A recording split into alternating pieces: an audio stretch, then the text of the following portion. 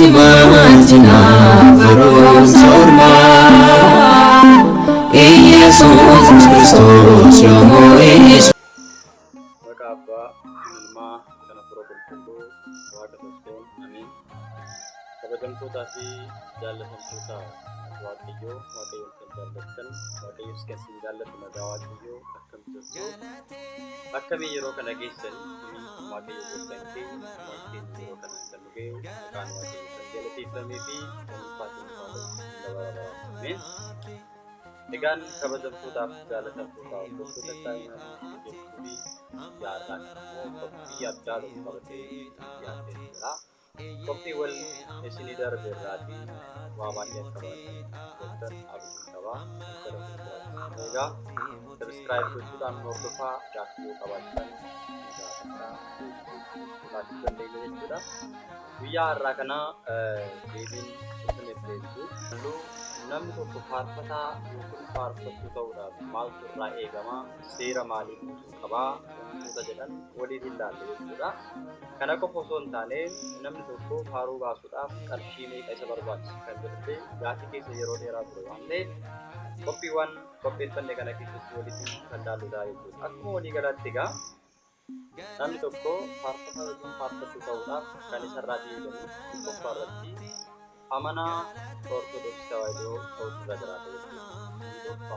Isaa jalqaba dhiira yoo ta'e guyyaa 840 dubara yoo taate 80 erga cuuphamu booddee keessa mana qulqullummaa ta'uunsaa mirkanaa'utu irra jiraata. Namni tokko waanuma faarfachuu danda'u, waanuma walaloo barreessuu danda'u, waanuma deemaa hojjechuu danda'u qofa miti. Kan inni gara mana amantaa keessatti faarfachuu danda'u. Seerota kana eeguutu irra jiraata, mirkanaa'utu irra jiraata. Eeyyama mana amantaa barbaachisa jechuudha. Faarfachuu ta'uudhaaf eeyyama mana amantaa barbaachisa. Manni amantaa beekuutu isarra jiraata jechuudha. Erga kana qopheessee booddee erga manni amantaa isa beekuu booddee wantoonni inni qopheeffachuu qabu inni beekuu qabu wantoota baay'eetu jira. Baay'een keessan faarfattoota ta'uu akka barbaadan beekamaadha. Baay'een keessan akkuma faarfattoota beekamoo kan akka Qeerroos Yoosiffaa gosi keenyaa darban faarfattoota baay'eetu jiru. Akkuma isaanii taatanii fedhii keessa keessan kan jiru akkuma isaanitti waaqayyoon galateeffachuu kan barbaadan baay'een keessan beekamaadha. Fedhii nama hundaati. Kaleessas fedhii keessaan itti ture jechuudha. Isa kana irra ga'uudhaaf sadarkaa sana ga'uudhaaf garuu wanta baay'ee keessa darbuun barbaachisaadha. Mudannoon garaagaraa jiraachuu danda'a. Mudannoo sana dandabachuudhaaf amantaa tokkoffaa irratti egaa faarfataa yookiin faarfattuu ta'uudhaan dursa seerota faarfataa yookiin faarfattuu tokkorraa barbaachisan beekuun barbaachisaadha. Seerota sanas eeguun barbaachisaadha. Kana gaafan isiniin jedhu faaruu gaafa hojjennu yeroo baay'ee faarfattoonni baay'ee madarajjatti baanii faarfachuudhaaf uummata tajaajiluudhaaf saba isaanii tajaajiluudhaaf deebii qabu. Garuu waa'ee amantaa isaan irratti yoo gaafataman deebiin isaan deebisan. Maatii isaan irra jiraata amantii keenya irratti seerota manaa eeguu irra jiraata barachuu qabu. Gaaffii shakkaan tokko isa gaafateef deebisuudhaaf nama qophaa'ee ta'uu irra jiraata. Amantaa isaatiin ga'eessa ta'uu irra jiraata. Nama amantaatti reeffutee gara amantaatti reeffutee maalummaa amantaa osoo hubatiin faaruu qopheessuu yeedaloo qopheessuu walaloo barreessuu danda'eedhaaf qofa osoo hin ta'in bilchaataa tokko boruu gaaffii gaafatamuu danda'a. Faarfataa jechuun maal jechuudha jechuu danda'u. Faarfannaa jechuun maal jechuudha maddi isaa eessi jedhamee gaafatamuu danda'a. Deebiiwwan kana deebisuudhaaf nama qophaa'ee ta'uu irra jiraata. Ga'eessa ta'uu irra jiraata. Seera manni amantaa keessatti bulchuu dogmaa qannoonaa fi warreen jedhaman seerota kanas cimsee beekuu irra jiraata. Kanaafuu dogmaa gaafa jennu jijjiiramuu kan hin dandeenye. Bu'uuradha isaan jijjiiramuu kan hin dandeenye. Gaafa jennu sagalee waaqayyoo jijjiiramuu hin danda'u. Fakkeenyaaf dorgommaan haala keessa qulqulleessu dorgommaadhaan jijjiiramuu hin danda'u. Faarfataan kun dogmaa osoo hin taane boruu dhaqee waan jijjiiramuu hin dandeenye akka waan jijjiiramuu danda'uutti walaloo isaa keessatti barreessee faarfata taanaan seera mana amantaati. Waan faallessuuf iyyuu faarfataan waaqayyoon galateeffachuudhaaf gara fuulduraatti hawwiin inni qabu jalaa daandii. Qannoonaanis jira. Qannoonaa gaafa jennu waan jijjiiramuu danda'u. Fakkeenyaaf dogmaa jennuudha sagalee waaqayyoo jijjiiramu sagalee waaqayyoo keessaa inni tokko wangeelaadha. yeroo baay'ee gaafa argitan addisoo warreen jedhaman sagalee waaqayyoo kana yeroo jiran kanaan gama biraatiin qiddaaseen sagalee waaqayyoo ulfaataa kabajamaa kan nu qulqulleessuu danda'u gara foonii waaqayyoo kan nu geessuu danda'udha. Inni kun doogimaadha. Yeroon isaa garuu immoo jijjiiramuu danda'a. Fakkeenyaaf sanbata qiddaasii yoom gaggeeffamu ganama gaggeeffama. Waqtii soomii faasikaa keessa immoo sa'aatii booddee gaggeeffama. Kana gaafa jennu sagalee waaqayyoo sun qiddaasii sun hin jijjiiramu. Maal jijjiiramu? Yeroo isaatti jijjiiramu.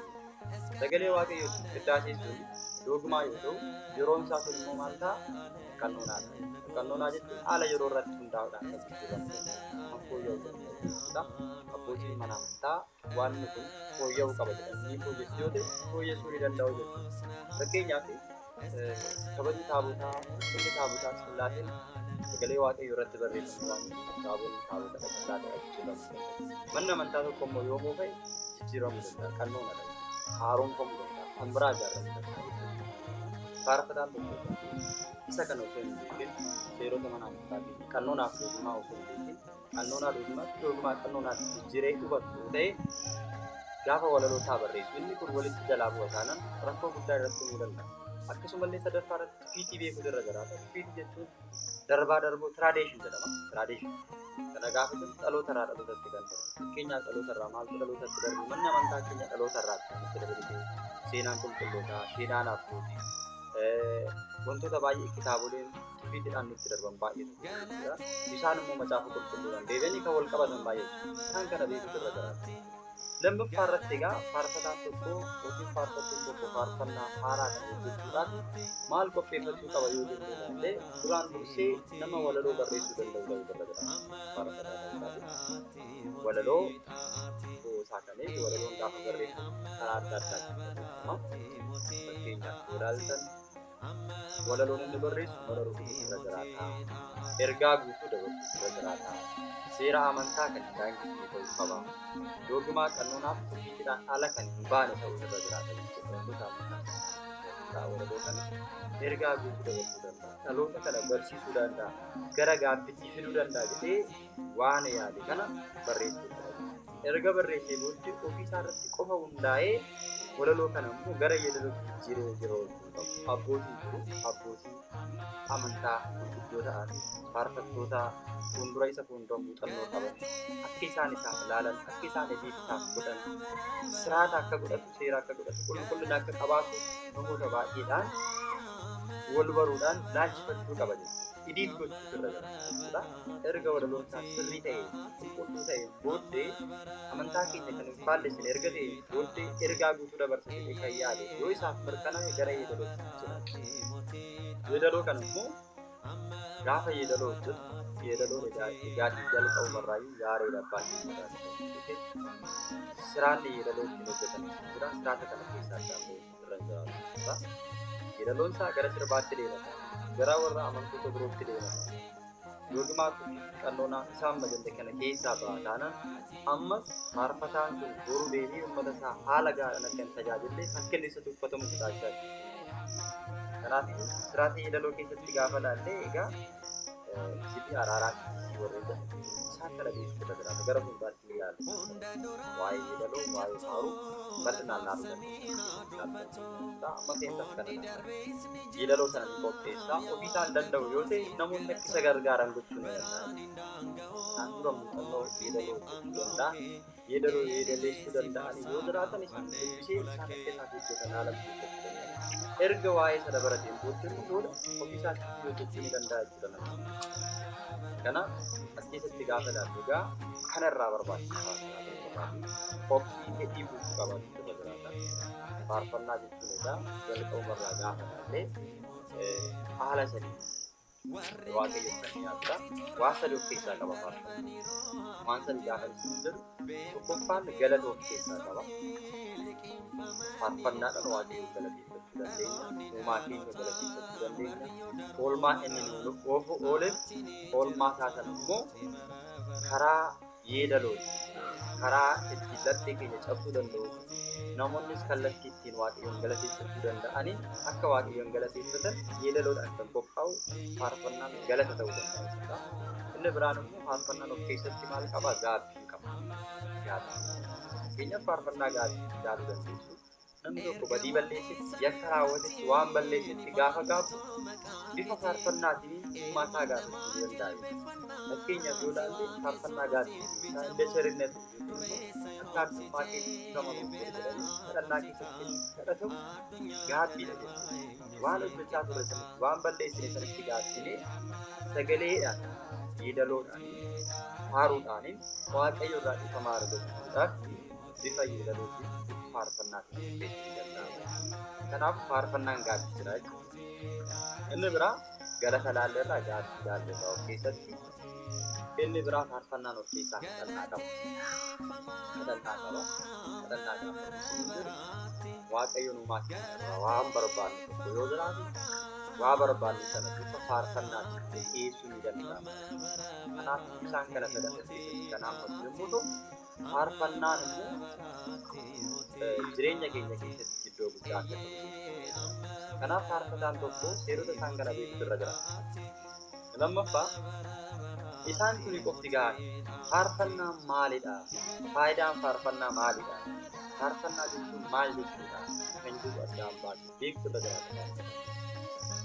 Keessumattuu kan akka kabaroo, kan akka sinaasarii, kan akka makkoomaa, kan akka karaaraa, kan akka hundee, kan akka baganaa faarfannaadhaan kan wal qabatan meeshaaleen mana amantaa keessa kun hiikaa maalii dabarsuu danda'u? Hiika maal qabu? Kan jedhullee dabalataan beektu irra jiraata.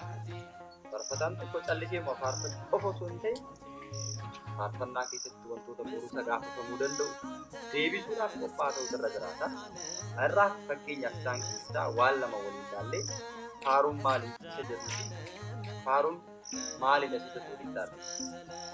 Kana gaafa jennu egaa faaruu jechuun maal jechuudha jennee yoo ilaalle faaruun qulqulluun abbaan keenya faarfataan Daawit akkuma dubbatu jechuudha. Lafa kanaaf samii kanarratti kan moo'ee jiraatu waaqa waaqotaa, gooftaa goototaa, mootii goototaa ta'ee waaqayyo uumaa keenya kan ittiin galateeffannu keessaa isa tokkodha. Kan ittiin waaqayyoon galateeffannu, kan ittiin uumaa keenya galata galchu, kan ittiin uumaa keenya irraa dhiifama ittiin kadhannu, kan ittiin uumaa keenya irraa waa barbaannu gaafannu keessaatii gartuuwwan kadhannaa keessaa faarfannaa isa tokkodha jechuudha. Waaqayyoon galateeffadhaa. Faaruu kanas faaruun kunis eebbifamaadha waan ta'eef uumaa keessaniifi galata galchaa yeroo hundumaa ililleedhaan waaqayyoon galateeffadhaa jedhee faarfataan abbaan keenya Daawit faaruu isaa 146 lakkoofsa tokko irratti dubbatee jira. Akkasumallee macaafa Isaayyaas boqonnaa 6 lakkoofsa 1 kaasee hanga lakkoofsa 5tti gaafa dubbisu ergamoonni waaqayyoo faaruudhaan akka waaqayyoon galateeffatan qulqulluu waaqayyoo jedhanii akka waaqayyoon galateeffatan faaruun kutaa kadhannaa keessaa tokko ta'uu isaa nu agarsiisaa jechuudha. Gama biraatiin yoo ilaalle faaruu jechuun maal jechuudha kan jedhu afaan Giizirraatii gara Oromoffaatti kan fudhatamedha. Jalqabni isaa afaan Giizirraatii kan jalqabame faaruu haa ta'uuti gara afaanota hedduutti fudhatameera. Afaan Giizirraa gara Amaariffaatti fudhatameera, gara Oromoffaatti fudhatameera, gara Ingiliffaatti fudhatameera. Haa ta'u malee bu'uurri isaa afaan Giizirraati gara afaanota biroo addunyaarra jiran fudhatameera. Afaan Giizir mazmur kan jedhamu yommuu ta'u hiikaan isaa immoo faarfatee galateeffatte kan jedhu yommuu ta'u hiikaan isaa kallattiin ifaan jiru immoo galatoo yookiin immoo galateeffachuu, gammachiisuu, itti gammaduu, faarsuu yookiin immoo zeemessuu jedhama. Bakka hiikaan faaruu galateeffachuu, zeemessuu, waaqayyoon galata galchuu as keessatti kan qabatudha jechuudha. Waa'ee faaruu bal'ina isaa ilaaluu hin dandeenyaa jechuudha. Abbootiin keenya hedduun macaafa qulqulluu keessatti faaruudhaan waaqayyoon akka isaan galateeffatan macaafni qulqulluun. Gama biroon immoo waaqayyo dachaadhaan galateeffatu. Dachaadhaan waaqayyoon galateeffatu faaruu. Egaa namoonni baay'een fedhiin isaanii maal yoo jenne sababii faaruun galatoo ta'eef waaqayyoon uumaa isaanii ittiin galateeffachuudhaaf jecha faarfataa yookiin faarfattuu ta'uudhaaf fedhii guutuu kan qabaatan kanaaf. Kottaa waaqayyoon keenyatti haa gammadu, uumaa keenyatti, fayyisaa keenyatti immoo galata haa galchinu jedha faarfataan abbaan keenya Daawit. faaruusaa 94 gaafa dubbisu waaqayyo keenya naa galateeffatu waaqayyo keenyaaf galata haa galchu jedhee dubbatee jira jechuudha macaafa qulqulluu. Kanaaf faarfannaan of keessaatti humna guddaa qaba. Waa'ee faaruu bal'inaan gara fuulduraatti ilaaluu dandeenya. Faarfataa tokko immoo faaruu hojjechuudhaaf qarshii meeqa sirraa barbaachisa? Faaruu akkamitti hojjechuu danda'a jedhu bal'ina isaa gara fuulduraatti ilaaluu dandeenya. Amma keessa isaa akka itti hubattanii jira kan hin gabaabdee qopheesse. Kanaaf sagantaa kanarratti itti fufiinsan akka hordoftan akka baratanii barbaadan subscribe godhaa isin keenya ta'a. Hordofaa isin jenna waaqayyo keessa faana haa ta'u isbaatti jajjaabee dabalaa dhufuu wala masqaluu koyyan. Ciao. Galate famada mabarabarati Galate famada mabarabarati Mabarabarati moti taati Mabarabarati moti taati